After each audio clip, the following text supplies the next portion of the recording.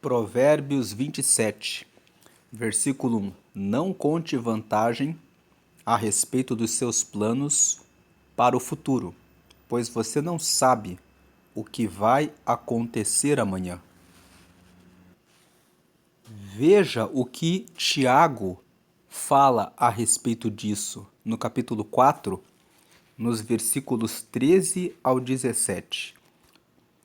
Agora escutem, vocês que dizem, hoje ou amanhã iremos a tal cidade e ali ficaremos 1 ano fazendo negócios e ganhando muito dinheiro. 14. Vocês não sabem como será a sua vida amanhã, pois vocês são como uma neblina passageira que aparece por algum tempo e logo depois desaparece. 15. O que vocês deveriam dizer é isto: se Deus quiser, estaremos vivos e faremos isto ou aquilo. Versículo 16. Porém, vocês são orgulhosos e vivem se gabando. Todo esse orgulho é mau. 17. Portanto, comete pecado a pessoa que sabe fazer o bem e não faz. Então, a pessoa que sabe que ficar se gabando de falar a respeito de planos do futuro é pecado e fica fazendo essas previsões a respeito do futuro, está sendo presunçosa, orgulhosa, está presumindo sobre o futuro que não sabe o que será. Versículo 2 de Provérbios 27. Ninguém elogie a si mesmo. Se houver elogios, que venham dos outros. A pessoa que fica elogiando a si mesma corre o risco de ficar arrogante, orgulhosa, pensar que já sabe tudo e acaba se prejudicando. Então, antes de elogiar a si mesmo, espere que outras pessoas elogiem você. E quando você receber os elogios, tome cuidado com as bajulações. Nós falamos sobre isso na leitura de Provérbios 26, que o bajulador é aquele que elogia para ganhar a sua confiança, mas no coração, na verdade, ele não gosta de você. Tome cuidado com os elogios. Versículo 3. As pedras e a areia são pesadas, mas os problemas causados pelo mau gênio dos tolos pesam mais ainda. Não seja uma pessoa impaciente, uma pessoa de mau gênio, uma pessoa que sobrecarrega o ambiente. Pessoas briguentas que reclamam acabam sobrecarregando o ambiente. 4. O ódio é cruel e destruidor, mas a inveja é pior ainda. O ódio pode até matar alguém. Uma pessoa com muito ódio pode perder a cabeça e ser cruel na hora em que está manifestando, deixando o ódio tomar conta dela. E pode até destruir alguém. Uma pessoa com ódio pode usar uma faca e picar uma pessoa completamente em razão do desequilíbrio, do ódio. Mas depois que a pessoa sobrecarregou, lançou todo aquele ódio na pessoa, ela se acalma e ela esquece daquilo. Agora, a inveja é pior porque ela é um sentimento ruim e a pessoa fica carregando aquele sentimento pelo resto da vida. O ódio, ele é passageiro. Ele é cruel e ele pode ser destruidor, mas ele passa. Agora, a inveja nunca passa. A pessoa fica carregando aquele sentimento todo dia, o tempo todo, contra alguém. Então, o versículo 4 está aqui para dizer: não fique gastando seu tempo cuidando da vida dos outros. O versículo 4 aqui está dizendo: tome cuidado com as suas emoções. Nunca deixe uma relação que você tem com alguém chegar ao ponto de gerar tanto ódio em você. qualquer pessoa pode perder o equilíbrio. Conta-se a história de um pipoqueiro que todos os dias trabalhava e era um homem muito calmo. E um dia ele matou um homem e ele foi ao júri para ser julgado, e o vídeo, as fotos, toda a prova era de que ele realmente tinha picado a vítima, que acabou falecendo. E o juiz ficou perguntando: Você matou? Você matou? Por que você matou? E passaram-se vários dias até ouvir o advogado de defesa, depois ouvir a acusação, depois ouvir as testemunhas. Foram lá 3, 4 dias de julgamento. Então, de tanto ser provocado pelo juiz para responder, o pipoqueiro disse: Imagine uma pessoa que todo dia fica o tempo todo xingando você e te maltratando, e todo dia vai ali e fica te maltratando por um período de 1 ano sem parar. Então aquelas pessoas escutaram e pensaram: realmente a vítima tinha provocado o pipoqueiro durante 1 ano sem parar todo dia. Enquanto ele estava trabalhando, a vítima ia lá para xingar o pipoqueiro de tudo que era nome. Então, até uma pessoa calma pode ser tomada pelo ódio. Então, o pipoqueiro poderia ter pedido para mudar de ponto, poderia ter comunicado à polícia, poderia ter tomado outras medidas antes de chegar no ponto de ficar com ódio, a ponto de matar aquela pessoa. Você vê muitas histórias de pessoas que são frágeis e que estavam sendo provocadas por outras pessoas que queriam se aproveitar da fragilidade daquela outra pessoa, e aí a pessoa um dia fica com ódio e ela vai e mata o agressor. Então o ódio ele é cruel e ele é destruidor. Mas a inveja é pior ainda. A inveja, não deixe o ódio chegar em você. Tome providência se uma situação está gerando ódio em você, trate isso. E também não deixe a inveja dominar você. Se você percebe que está olhando demais para a vida de alguém, reparando muito na vida da pessoa, pense em criar os seus próprios planos para ter a sua própria vida e os seus projetos. Versículo 5. É melhor a crítica franca do que o amor sem franqueza. Do que adianta alguém dizer que ama, elogiar, se é tudo com mentira? A crítica, a repreensão, mas que realmente vai ajudar você, deve ser mais bem-vinda do que a bajulação. Versículo 6. O amigo quer o nosso bem, mesmo quando nos fere. Mas quando um inimigo abraçar você, tome cuidado. O versículo 6 traz o que? Um esclarecimento do 5. 7. Quem está com o estômago cheio rejeita até o mel, mas para quem está com fome, até a comida amarga é doce. O versículo 7 fala a respeito de gratidão. Tem muitas pessoas que estão com o estômago cheio, reclamando do que tem. Então, antes de você reclamar, valorize a visão, a audição, a capacidade de caminhar, o sono. Tem pessoas que tentam dormir e ficam com insônia, elas não conseguem dormir. Tem pessoas que estão respirando por uma máquina, por algum equipamento. Tem pessoas que estão numa UTI. E você está aí, podendo ouvir essa mensagem, então glorifique a Deus. Pode ser que você esteja passando por alguma situação ruim, mas você pode orar. Agradeça a Deus por aquilo que você tem. Se você estiver muito reclamão, muito reclamona, pare e pense: será que eu não estou reclamando demais de Deus? Será que eu não estou reclamando de estômago cheio?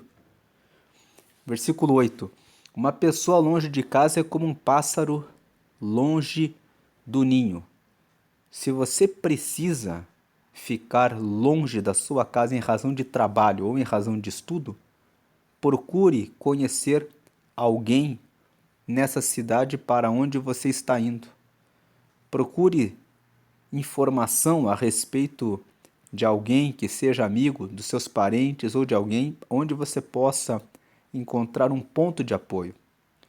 Se você faz parte de uma igreja, não esqueça de pedir uma recomendação para que ao chegar no outro lugar você esteja em comunhão com a sua igreja. Tem pessoas que mudam de cidade e esquecem que os irmãos da fé são um excelente ponto de contato para você ter firmeza em um lugar novo para onde você vai. Talvez você não tenha essa comunidade de fé, mas mesmo assim, quando você for para outra cidade, procure nas igrejas um lugar em que você se sinta bem, onde as pessoas falam a respeito da palavra, porque a palavra é um ponto de contato entre os irmãos na fé. Versículo 9. Assim como os perfumes alegram a vida, a amizade sincera dá ânimo para viver. Valorize os amigos. Já falamos a respeito da importância dos relacionamentos quando fizemos a leitura de Provérbios 18. Versículo 10. Não abandone o seu amigo, nem o amigo do seu pai. Se você estiver em dificuldades, não peça ajuda ao seu irmão. Vale mais um vizinho perto do que um irmão longe. Então aqui o versículo 10, o 9, fala que assim como o perfume alegra a vida, a amizade sincera dá ânimo para viver. Enfatiza a importância da amizade. O 10 destaca a nossa amizade. O 9 fala que termos amigos sinceros é bom. E o 10 fala que nós não podemos abandonar os nossos amigos. E nem os amigos antigos, aqueles que eram amigos da família, que eram amigos do nosso pai. Porque se nós estamos em dificuldades, ter os amigos e ser amigos estabelece bons relacionamentos, boas relações. E se você tem algum irmão longe, não incomode o irmão que está longe, porque você só vai deixar ele preocupado. Porque o vizinho que está perto, o amigo que está perto, pode ajudar você verdadeiramente. Sobre a amizade, nós temos Provérbios, capítulo 17, versículo 17. Veja aqui, Provérbios 17, 17. O amigo ama sempre, e na desgraça ele se torna um irmão. Veja agora Provérbios 18, versículo 24. Algumas amizades não duram nada, mas um verdadeiro amigo é mais chegado que um irmão. Então, ter verdadeiros amigos é muito bom. E Provérbios 27, no versículo 9, está falando isso. Assim como os perfumes alegram a vida, a amizade sincera dá ânimo para viver. E o 10 fala para não abandonar os amigos, mas para manter os amigos. Justamente em razão dos momentos de dificuldades. Eles podem ser muito importantes, podem até mesmo ser mais chegados do que os nossos irmãos nos momentos em que nós não temos nenhum irmão por perto. Versículo 11. Seja sábio, meu filho, então eu serei feliz e saberei dar uma boa resposta a quem me criticar. Aqui é um pai pedindo para o filho. Seja sábio. Quando alguém falar mal a respeito de como eu te eduquei, eu terei boas respostas. Então aqui o versículo 11, ele diz para nós, traz uma recomendação. Seja um bom filho. Às vezes, você não teve um pai que foi perfeito, uma mãe que foi perfeita, mas mesmo que eles tenham errado em alguma coisa com você, perdoe-os. Isso é a respeito de você próprio, não sobre ele. Se o seu pai se embriagava, usava drogas, se a sua mãe não foi amorosa, não deu atenção em momentos importantes na sua vida, que você achou que era importante que ela estivesse lá, perdoe. E seja um bom filho, pensando assim: eu posso ser melhor. Ser um bom filho é algo a respeito de você mesmo, de você mesma. Você vai poder dizer: eu fiz tudo para agradar a Deus, eu honrei os meus pais e ajudei-os a melhorarem naquilo que eu pude. Eu lutei para mudar o destino da minha família para melhor, para o bem. E se você já vem com pais que são atenciosos, que seguem a Deus, que cuidaram bem de você, você tem muito mais razão para se esforçar para ser um ótimo filho. Versículo 12. A pessoa sensata vê o perigo e se esconde, mas a insensata vai em frente e acaba mal. A pessoa sensata vê o perigo de não orar, ler a Bíblia, e ela vai lá e ora todos os dias e lê a Bíblia, e ela não corre o perigo de ficar longe de Deus. Ela sabe que ela tem que ter sensatez na relação espiritual com Deus. A pessoa sensata vê o perigo quando vê o bolo, a coxinha, o pastel e o refrigerante. Ela vê: se eu ficar comendo isso, eu vou ficar com diabetes, vou ter problemas de saúde. A pessoa sensata vê o perigo. Quando ela fica preguiçosa e deixa de ir para a academia, para a caminhada, para o seu treino, ela sabe: eu estou envelhecendo. E quando a idade mais avançada chegar, como vão estar as minhas articulações? Como vai estar a minha saúde? A pessoa sensata vê o perigo. Quando aparece uma pessoa imoral que convida para algo ilícito, como corrupção, suborno, ou para infidelidade no casamento, ou para fornicação, que é o relacionamento íntimo antes do casamento, ela vê o perigo que ela pode cair e se apaixonar pela pessoa errada e pode pagar um preço, perdendo o seu tempo, um tempo valioso em que poderia encontrar a pessoa certa e formar a sua família. Então a pessoa sensata vê o perigo e se esconde, mas a insensata vai em frente.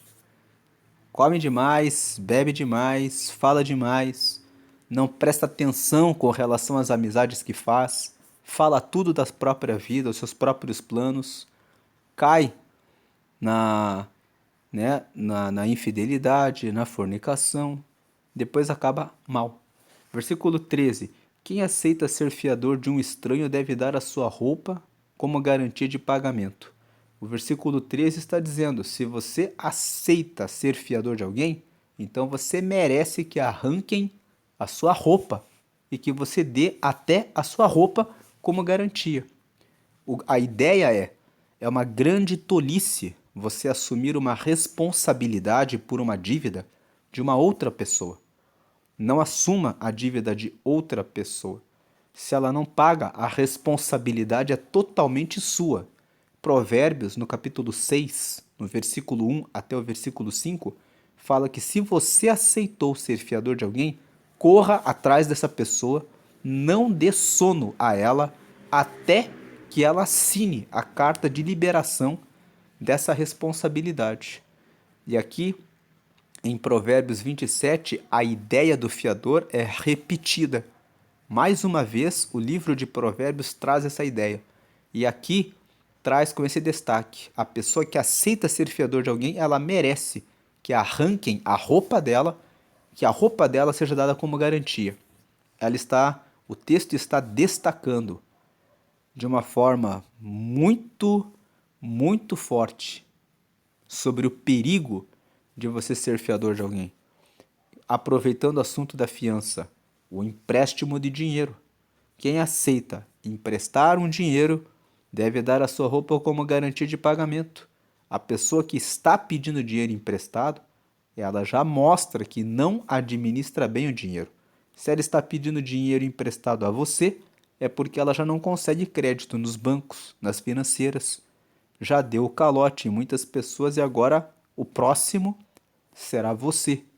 E o versículo 13 fala: não aceite ser fiador, não empreste o seu dinheiro, muito menos para parentes e muito menos para amigos, porque são justamente os parentes e amigos que dizem: é meu parente, é meu amigo. Então você vai se irritar, se estressar por não seguir a recomendação de dizer não. Diga não. Versículo 14. Quando alguém acorda um amigo de manhã, bem cedo, com um grito de bom dia, o seu cumprimento soa como uma maldição. O versículo 14 está falando sobre aquelas pessoas que ficam elogiando muito alguém. Então, se você fica elogiando muito, falando bem de uma pessoa para todo mundo e falando bem logo cedo dela, vai soar estranho, vai soar como se isso fosse falso. Então, quando você for elogiar alguém, seja moderado. As pessoas podem interpretar mal essa tua atitude. 15. A esposa briguenta é como um dia triste em que a chuva não para de cair. Tem uma outra versão que diz que a esposa briguenta é como uma goteira. Então aqui nessa versão está assim: a esposa briguenta é como um dia triste em que a chuva não para de cair. O 16 fala que o que é que você pode fazer para que ela fique calada? Você já procurou fazer o vento parar ou tentou pegar óleo com a mão? Então o versículo 15 e junto com o 16 está dizendo que a pessoa briguenta, o texto fala de esposa briguenta, mas a realidade é que a pessoa briguenta, ela é como uma goteira. Fica ali pingando. Chega uma hora em que você fica irritado. E o que você pode fazer? Já tentou parar vento? Já tentou pegar o óleo com a mão? O texto está dizendo que é difícil lidar com a pessoa que é briguenta. Você que é briguento, você que é briguenta, vamos aproveitar e falar também dos que reclamam demais da vida. Você que reclama muito das circunstâncias da vida, você está gerando um ambiente ruim para as pessoas que moram com você. Então repense se você é pavio curto, qualquer coisa é motivo para querer brigar. Busque terapia, um tratamento, leia livros a respeito de paciência, treine a sua capacidade de conversar melhor com as pessoas, de não estourar só porque alguma coisa não saiu do jeito que você queria. Quando algo não dá certo, dá errado, você aprenda a falar com a pessoa. Quando você perceber que está muito irritado, muito irritada, dê um tempo. Diga assim: vamos conversar depois. Se o casal, o grupo de trabalho, estiver com muitas pessoas alteradas emocionalmente, identifique isso. Fale: vamos conversar quando estivermos mais calmos. Versículo 17: as pessoas aprendem umas com as outras, assim como o ferro afia o próprio ferro. Então, como nós falamos aqui, comentando 15 e 16, se você percebe que está muito alterado emocionalmente, reconheça isso e diga: vamos conversar depois. O versículo 17 fala justamente isso: as pessoas aprendem umas com as outras. Nessa relação que temos com as outras pessoas, vamos nos colocando à prova, vendo como nós nos sentimos, como nos relacionamos com as pessoas. E podemos aprender afiando um ao outro. O ferro afia o próprio ferro. 18. Cuide bem da sua figueira e você terá figos para comer. Trate bem o seu patrão e você será recompensado. Figueira fala a respeito de uma árvore frutífera. Então ele fala: cuide bem da sua árvore e você vai ter fruto para você comer. Trate bem o seu patrão e você será recompensado. Então, a fonte onde você recebe o seu recurso precisa ser muito bem cuidada, para que você sempre tenha frutos. Então, seja honesto. Se você vende algum produto, venda sempre o melhor produto. Realize a entrega dentro do prazo. Atenda bem o cliente. Cuide do pós-venda. Depois que você vendeu, dê um telefonema e pergunte: chegou direitinho o produto? E aí, você já usou? Você realmente gostou? Quando que você vai pedir o próximo? Então, você precisa cuidar bem da sua figueira, do lugar de onde você tem o seu sustento. E aproveitando aqui o texto, cuidar da figueira fala de cuidar de uma árvore. Lembre que você é uma vida que precisa gerar frutos. Quais são os frutos? Os frutos do Espírito.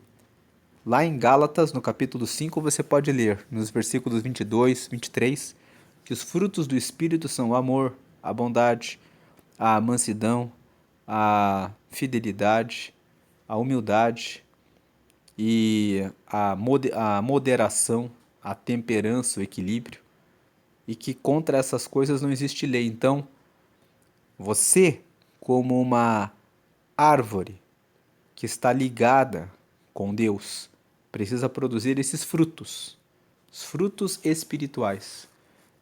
Versículo. E aproveitando mais um outro assunto, com relação a você, a sua vida pessoal, em relação à sua saúde. Cuide bem da sua figueira, cuide bem da sua vida, do seu corpo físico também. E você terá frutos para comer, terá figos para comer, você terá saúde. Então trate bem o seu patrão e você será recompensado. Cuide da sua fonte de rendimento. 19. Assim como a água reflete o rosto da gente, o coração mostra o que a pessoa é. Então, lá em Provérbios, no capítulo 4, no versículo 23, nós lemos que sobre tudo que se deve guardar, guarda o teu coração, porque é dele que procedem as saídas da vida. Então, aquilo que está no nosso coração é aquilo que nós falamos. Jesus uma vez disse: a boca fala aquilo de que o coração está cheio. Se o coração está cheio de mágoa, raiva, ódio, a pessoa vai verbalizar, vai falar sobre isso. Num coração onde existe amor, perdão, amizade, compaixão, a pessoa fala sobre isso. Então, preste atenção no que a pessoa fala. O que a pessoa fala, mais é o que o coração dela carrega. E você consegue identificar o coração da pessoa pelo que ela fala. E aí você já sabe, assim como a água reflete o rosto da gente, aquilo que a pessoa carrega no coração é o que a pessoa é. Se a pessoa vive reclamando da vida, ela é uma pessoa murmurenta. Se a pessoa vive agradecendo, honrando a Deus e falando coisas ligadas a Deus, você sabe que o coração daquela pessoa está com essa disposição. Mas não é só prestar atenção no que a pessoa fala, é prestar atenção no que ela fala e no que ela faz. Porque muitas vezes a pessoa é só uma mentirosa. Ela pode estar falando de Deus para enganar outras pessoas, e na realidade ela não é aquilo. Mas pelas atitudes que ela toma, você também pode identificar uma pessoa. Então, pelo que ela fala e pelas atitudes dela. Versículo 20. Os desejos das pessoas são como o mundo dos mortos. Sempre há lugar para mais um. Então, o que o versículo 20 está dizendo é que a cobiça é uma coisa que mata muitas pessoas. Todos os dias, alguém pode morrer. Para morrer, basta estar vivo. Então, da mesma forma como o mundo dos mortos está sempre tem lugar para mais uma pessoa que vai morrer, para mais uma pessoa que vai chegando no outro mundo, assim também as pessoas muitas vezes se entregam à cobiça. E elas ficam cobiçando e cobiçando, e os olhos da pessoa nunca se cansam de querer algo mais. O versículo 20 fala: tome cuidado para você não querer tudo que as pessoas mostram na internet, nas redes sociais. Tem coisas que você nem queria comprar. Às vezes você nunca pensou em comprar um tênis. Você não pensou em trocar a geladeira, nem o seu fogão, porque estão em perfeito estado, tudo funcionando perfeitamente. Mas de repente você vê lá que alguém comprou um tênis novo, uma roupa nova, uma máquina de uma certa marca, e de repente desperta uma cobiça: fulano comprou, eu também quero comprar. Aí você caiu no mundo dos mortos. No mundo dos mortos, o mundo da cobiça é o mundo dos mortos. O cobiçoso, ele nunca está satisfeito. É o tênis, é a calça, é a blusa, é um eletrodoméstico, é o bairro em que mora, é o carro que tem, o ano do carro, o detalhe do carro. Então a pessoa fica com um desejo o tempo todo e ela morre porque ela não consegue nunca ser feliz. Ela morre porque ela fica presa na cobiça. Sempre vai ter algo novo para você olhar. Sempre vai ter algo diferente para você olhar. E aí, se você se entrega na cobiça, você acaba morrendo, porque você nunca vai conseguir estar contente com aquilo que tem. E com as amizades que tem, com as pessoas, com o cônjuge, com o marido, com a esposa que tem. Então a questão da cobiça, ela pode gerar infidelidade, pode gerar traição, pode gerar engano, tudo por causa da cobiça. Versículo 21. Assim como o ouro e a prata são provados pelo fogo, o bom nome de uma pessoa também pode ser posto à prova. Então, para você tirar ouro puro e prata, você precisa colocar em alta temperatura para que as impurezas sejam queimadas. E o bom nome de uma pessoa, a pessoa ter uma boa reputação, também pode ser colocado à prova. A pessoa pode colocar à prova o bom nome de alguém, oferecendo propostas de corrupção, de suborno, falando com a pessoa: olha, enganei tal pessoa, só para testar a pessoa, para ver se a pessoa realmente vai manter a palavra e vai fazer a coisa certa. Então, você pode provar o ouro para encontrar o ouro puro. Você pode provar a prata para encontrar a prata pura. E você também pode provar uma pessoa oferecendo coisas ruins, corruptas e suborno e propostas, testando a pessoa para ver o que a pessoa vai responder, para ver se de repente ela cai e mostra quem ela realmente é. Versículo: e na hora das angústias, das dificuldades, é que as pessoas mostram mesmo quem elas são. Versículo 22. Mesmo que você batesse num tolo até quase matá-lo, ainda assim ele continuaria tão tolo como antes. A pessoa tola nunca quer aprender. A pessoa tola pensa que sabe tudo. A pessoa tola acredita que pode tomar as decisões sozinho, sozinha. A pessoa tola, ela acredita que ela é mais inteligente do que os outros.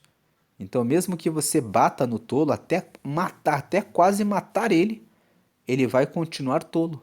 Ele continua errando o caminho. O versículo 22 está dizendo que se você conhece alguém que é tolo, pode manter distância, ele dificilmente vai mudar. Versículo 23. O versículo 23 até o versículo 27, aqui de Provérbios 27, fala que você deve cuidar muito bem das coisas que você tem, que você deve investir o seu dinheiro e que você deve administrar as suas riquezas de tal maneira que você seja sempre próspero. Veja aqui o versículo 23. Cuide das suas ovelhas e do seu gado, o melhor que puder. 24. Porque tanto as riquezas como os governos não duram para sempre. Depois 25. Primeiro você corta o feno, depois corta o capim dos montes, enquanto espera que o feno cresça de novo. 26. Aí você pode fazer roupas com a lã das suas ovelhas e comprar mais terras com o dinheiro que ganhou com a venda de alguns cabritos. 27. E as cabras darão leite com fartura para você, e para sua família e também para suas empregadas. Então, o versículo 23 até o 27 fala justamente sobre cuidar bem das suas fontes de renda. Na época que o texto foi escrito, as pessoas cuidavam muito de rebanhos e de plantações. E ele fala: cuide das suas ovelhas e do seu gado o melhor que puder. Ovelhas é um tipo de renda, gado é outro tipo de rendimento. Então, se você tem só uma renda, se você só tem uma habilidade, e no dia que fecharem essa empresa?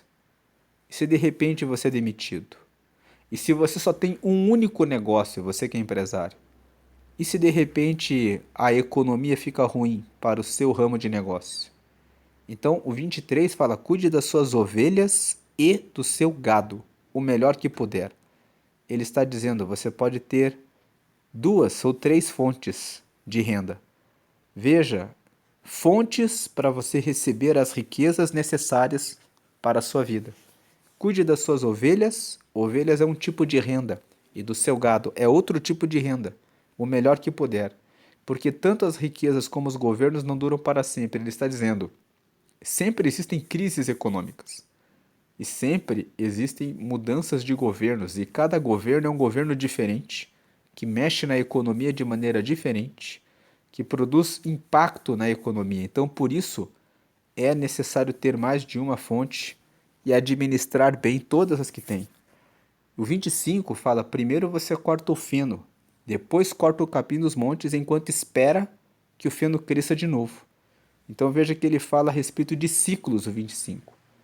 De você cortar o feno na época do cortar o feno, depois você corta o capim na época de corte do capim dos montes, e enquanto você corta o capim dos montes, você espera até que o feno cresça de novo. Então ele fala aqui a respeito de administrar bem o que tem. 26. Aí, quando você administra bem o que você tem, aí você pode fazer roupas com a lã das suas ovelhas e comprar mais terras com o dinheiro que ganhou com a venda de alguns cabritos. Então ele está dizendo, aí você consegue fazer as roupas com a lã das suas ovelhas e comprar mais terras com o dinheiro que ganhou com a venda de alguns cabritos. E por fim, o 27 fala: e as cabras darão leite com fartura para você e para a sua família e também para os seus empregados. Então ele fala aqui de mais um rebanho, o rebanho das cabras. Elas darão leite. Então o versículo 23 até o 27 fala sobre isso. Sobre o cuidado com o seu trabalho, com as coisas da sua vida. Fazendo uma pergunta agora para você que acompanhou a leitura até aqui.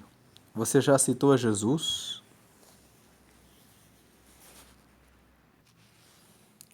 Olha o que diz o texto de Romanos, capítulo 10, aqui nos versículos 9 e 10. 9. Se você disser com a sua boca, Jesus é Senhor, e no seu coração crer que Deus ressuscitou Jesus, você será salvo. Versículo 10. Porque nós cremos com o coração e somos aceitos por Deus, e falamos com a boca, e assim somos salvos. Então o texto aqui está dizendo que você precisa reconhecer que Jesus é o teu Senhor e também o seu Salvador. E se no coração você acredita que Deus ressuscitou Jesus dos mortos, aí você será salvo. Porque nós cremos com o coração e somos aceitos por Deus, quando cremos com o coração. E nós falamos com a nossa boca, nós confessamos que realmente Jesus é o nosso Senhor. E assim, confessando com a nossa boca de que Jesus é Senhor, que nós somos salvos.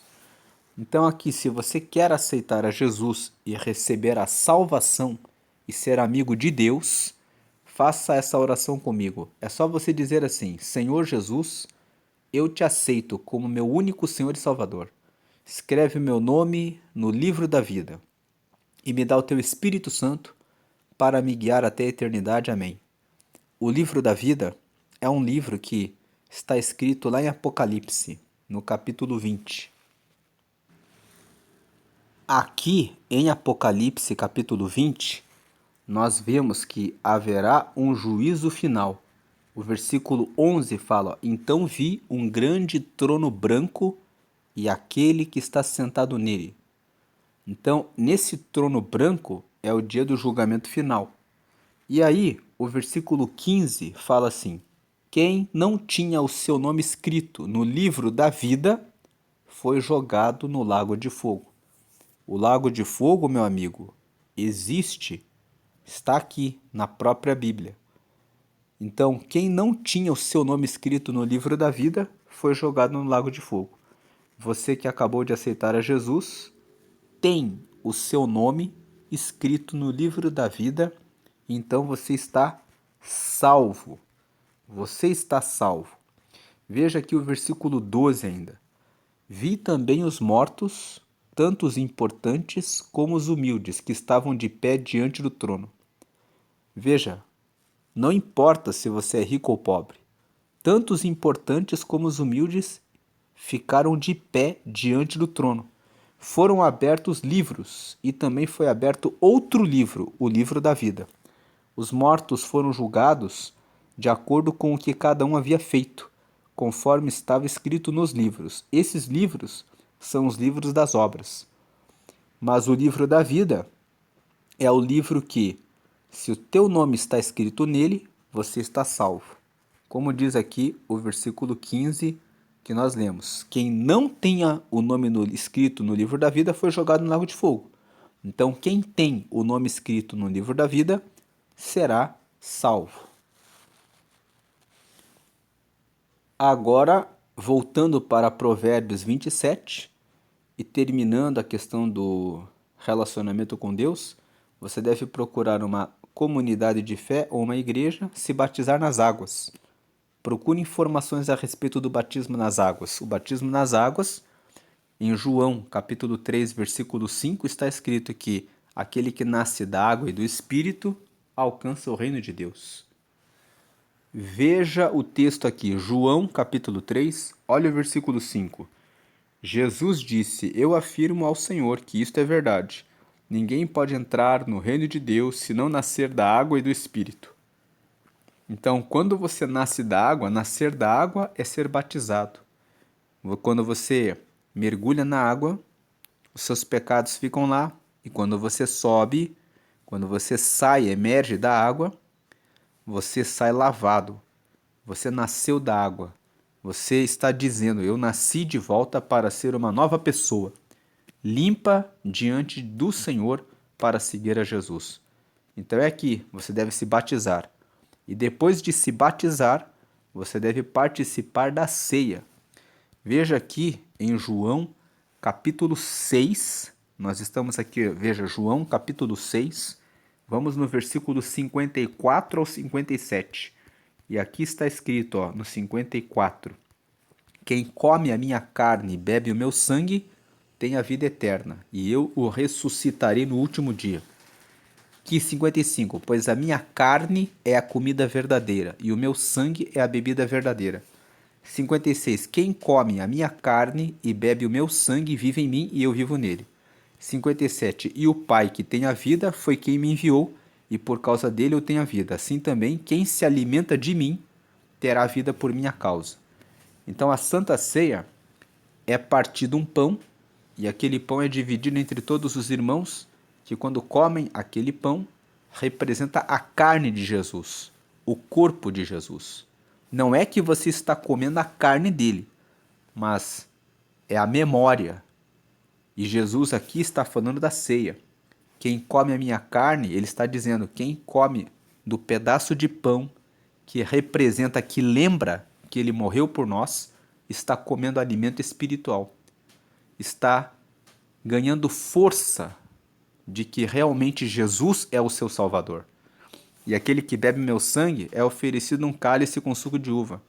E aquele suco de uva representa o sangue de Jesus. Quem come a minha carne e bebe o meu sangue, ou seja, quem participa da ceia, tem a vida eterna. E eu ressuscitarei no último dia, porque a minha carne é comida e o meu sangue é bebida. E quem come a minha carne e bebe o meu sangue, vive em mim e eu vivo nele. E o Pai tem a vida e foi ele que me enviou, e por causa dele eu tenho a vida. Veja que Jesus fala no 58, este é o pão que desceu do céu. Quando ele fala este é o pão que desceu do céu, ele está falando sobre ele mesmo. Ele é o pão que desceu do céu. Não é como o pão que os antepassados de vocês comeram e mesmo assim morreram. Quem come deste pão viverá para sempre. Quem come de Jesus viverá eternamente. Então, por isso você deve se batizar agora e participar da ceia para estar plenamente em Jesus. Assim você será amigo de Deus. E, voltando para Provérbios 27, agora podemos agradecer por essa meditação de hoje. Senhor, te agradecemos pela leitura de Provérbios 27, que nos ensina a não sermos presunçosos, orgulhosos, arrogantes, que vivem se gabando e contando vantagem, sendo que nós nem sabemos se amanhã estaremos vivos. Podemos morrer a qualquer tempo. E o importante é que, se morrermos, estejamos salvos em Jesus Cristo, que a nossa alma vá para o céu, que o nosso nome esteja escrito no livro da vida.